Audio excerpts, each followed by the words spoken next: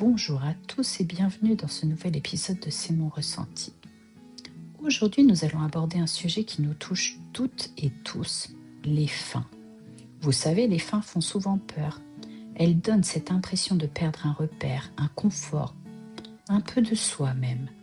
Mais avant de vous laisser submerger par cette crainte, je vous propose de changer de perspective. Et si je vous disais que derrière chaque fin se cache un nouveau commencement ?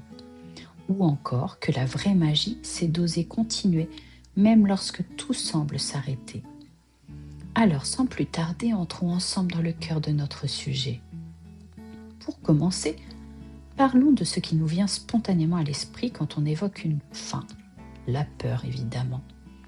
On redoute les fins car elles sont synonymes de perte, de vide, voire d'incertitude. Qu'il s'agisse d'une relation, d'un projet ou d'une étape de vie, on craint de ne plus savoir où l'on va, de perdre ses repères. Mais il est important de le rappeler, tout cela est normal. La fin, cela coupe, cela secoue, cela bouscule. Cependant, il y a une chose essentielle à retenir, cette peur n'est pas là pour vous paralyser. Au contraire, elle peut être un signal d'alarme, un appel au changement, une invitation à avancer. Maintenant que nous avons évoqué la peur, je vous invite à regarder un peu plus loin. Car une fin, c'est aussi une porte qui s'ouvre. Même si elle semble étroite, même si elle paraît sombre, elle vous invite à réécrire votre histoire, à tracer un nouveau chemin. Alors certes, on ne voit pas toujours tout de suite la lumière au bout du tunnel, mais rassurez-vous, elle est bien là, à portée de main. Et si on prenait un instant pour s'en souvenir, un cycle se termine pour qu'un autre puisse naître. Vous l'avez compris, le plus difficile, c'est souvent de faire le premier pas. Mais justement, c'est là que tout commence.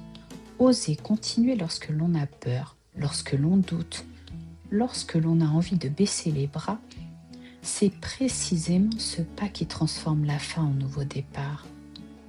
Alors prenez-le à votre rythme, faites confiance à votre résilience et surtout, rappelez-vous que vous n'êtes pas seul dans ce mouvement.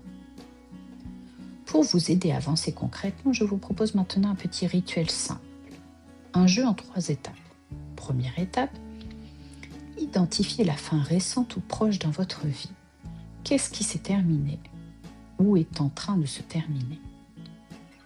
Deuxième étape, notez ce que cette fin vous a appris. Même si cela est difficile, quel cadeau cette expérience vous a-t-elle offert ? Et troisième étape, imaginez un petit pas que vous pouvez faire pour commencer quelque chose de nouveau. Pas besoin d'un grand saut, juste un geste symbolique. Pour conclure, j'aimerais vous rappeler une chose essentielle. Les fins font mal, oui, mais elles portent aussi la promesse d'un renouveau. Et si vous osez continuer, si vous osez avancer, vous transformez cette peur en force. Et ainsi, vous créez un espace où tout est possible. Maintenant, j'ai très envie d'entendre votre ressenti sur ce sujet. Alors partagez-le dans les commentaires. Quelle fin récente avez-vous vécue ? Quel nouveau départ avez-vous osé faire ?